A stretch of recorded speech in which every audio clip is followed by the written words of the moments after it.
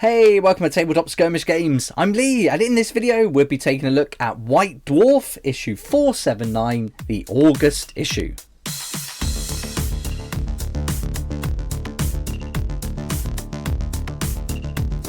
Here we go, here's issue 479 of the White Dwarf magazine. Arrived today, so great to do a review of this, and in this video you'll see a flick through overview of the whole magazine, and hopefully that'll give you a good idea as to whether or not this is something you'd like to pick up this month.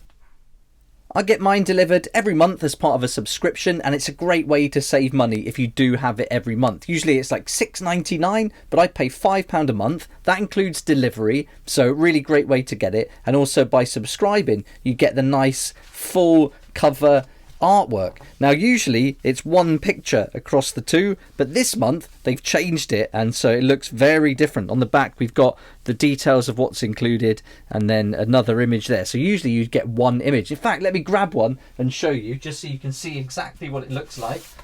So this would be the usual way they do it, where it opens up and so it's one big image, but that's changed this month, so I don't know if this is something that's going to happen every month or not. When it's delivered, it just comes in a white envelope like this. And this month, there's something really cool inside. You often get like free pullouts, but I tipped it out like that. And then something else dropped after the magazine. We've got a little chapter approved Minotaurum field manual included. So this was a really great addition. I've been using the PDF online, which is awesome, but here's all the points updates, so all the factions now. So I was very happy to get that. So that's a great little freebie included with it, and I think this is the sort of thing we should get after the amount you pay for the armies and everything, with the points being updated. It's great having a PDF, but even better to have a little booklet like this to refer to. So very happy with that. But there's also some other extras included this month. Let's get them all out. I'll go through them as we go through the magazine, but here you go. We've got this with a nice map on the back for Underworlds, and then we've got some Age of Sigmar bits and pieces too. So this will all be made more clear as we go through the magazine. So let's do that, and we'll go through all the contents now. Before we do that though, I'd like to say a huge thank you to this month's sponsors who are making these daily videos possible, and I'll put their links in the comments section below, and if you can check those out, that's a great way to support the channel and help me to keep these videos coming. Right, let's get it open and have a look. So this is the subscription I'm on about. It's all the information's there. I don't get any like commission, or I'm not an affiliate or anything, but I just think it's a really good deal. £5 instead of $6.99. If you know you're going to get it every month, why not save a bit of money? And you can pay like quarterly as well for it. So really great way to do it. So here we go. Issue 479. We get a little introduction from the managing editor, and then the contents. So we're going to get, this is a different layout. You might notice this has changed. So it's changed quite a bit. So here we've got Warhammer Age of Sigmar, Warhammer 40,000, and then we're going to get some of the other games included there as well. So yeah, they've changed that slightly. Tells us what's included. This 10 double-sided cards for use with the Great Stomp campaign, which you'll see later on. And then a campaign tracker for the Underworlds campaign, A Descent into Madness. So there we go. So you're going to learn about that as we go through. There's Descent into Madness there. So it looks like they're combining one section for Age of Sigmar that's including perhaps Warcry, but certainly Underworlds. And I wonder if they do that. Yes, they are. Kill Team is included in the 40,000 section too. So there we go. Now we're on to the contact, where you see letters and images of things that people have painted and sent in. Always great to see what people are up to. Some nice ideas. Beautiful colour there. Love that teal, turquoise. So really nice to see what people are painting. And just sometimes you get things you'd never think to do. So it's definitely worth having a look at. Now we're on to the Worlds of Warhammer, an introduction to the Mortal Realms and the Aetheric Void. So that's going to tell you all about that. Then we've got the Eternal War for the Conquest of the Mortal Realms. So we're going to read about storm hosts, how to forge your own host here.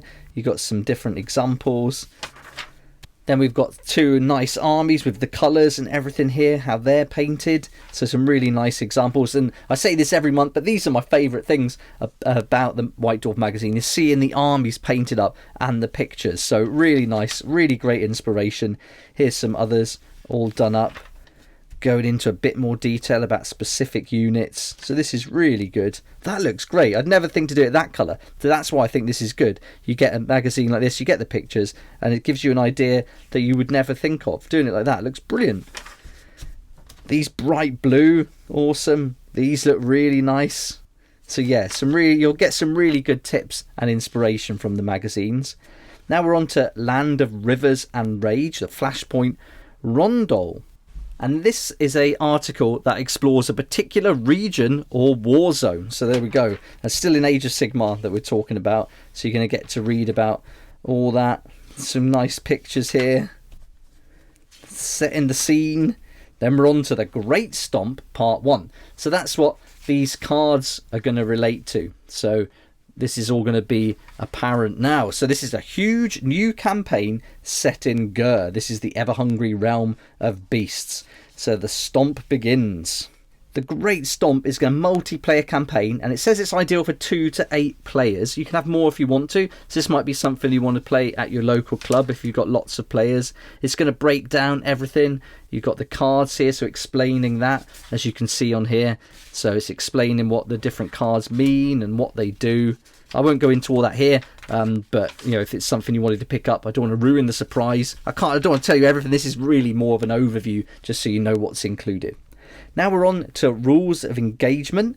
Still Age of Sigmar, but we're going to learn a little bit about this guy here, Matthew Rose. The lead developer talks about his past and Age of Sigmar's future. So there we go. You might get some nice info in there about what to expect in the future. Then we've got Descent into Madness, a Warhammer Underworlds campaign set in the watery depths of Harrow Deep. So this is going to give you a campaign to play.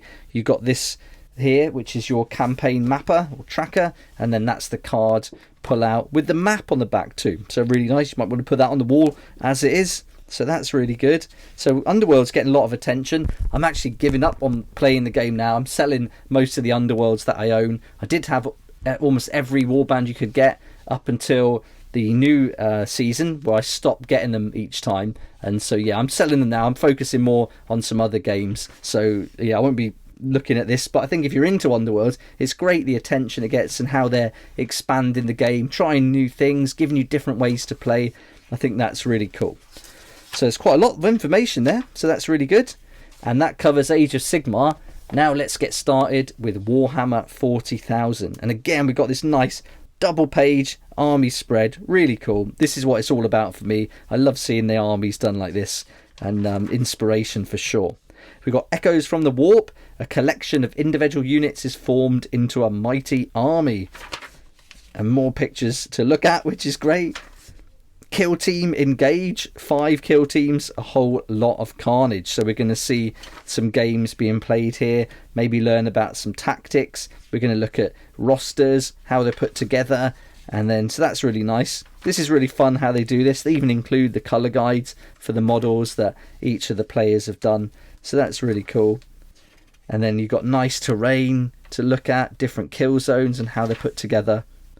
Now we're on to a quiescent threat, Flashpoint Nephilim. So again, we're going to learn about this war zone now. Really good artwork this month.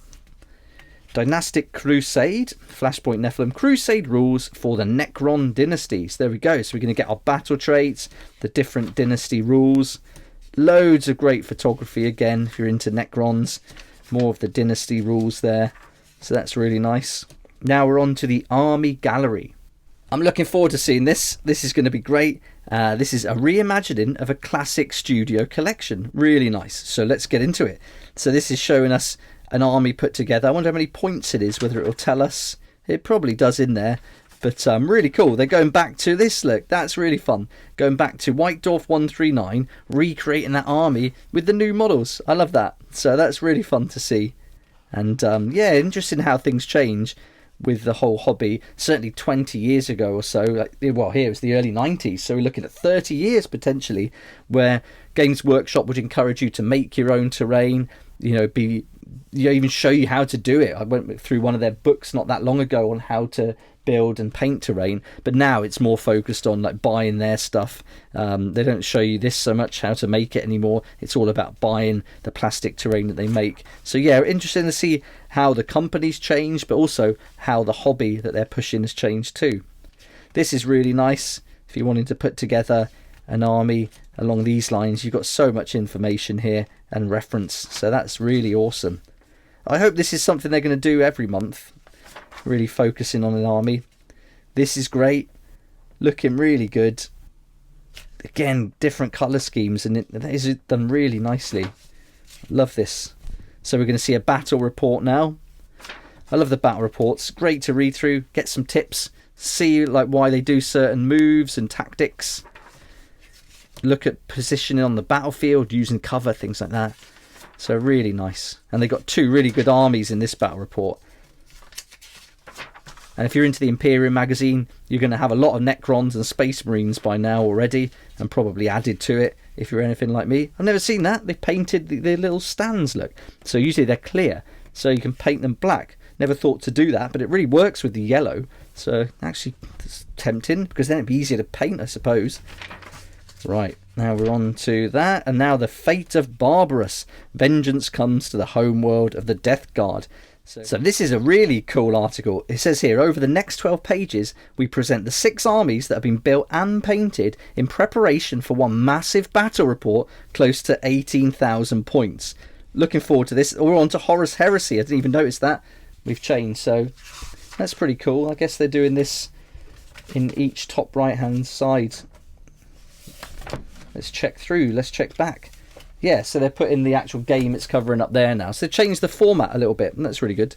So let's have a look at these then. So there's the first one, Raven Guard Death's Deliverance. Nice, we got some Forge World models in there.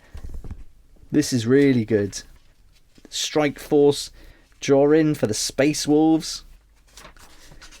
Dark Guide. Wait, hang on. So I'm building Raven Guard, 1,000 points. Space Wars army, I've got 3,000 points, and I've just done Dark Angels for my Horus Heresy, so this is really good for me. Love this. Again, some more models from Forge World there, and now Sons of Horus, who are nearly did, so they've certainly covered the armies I really like.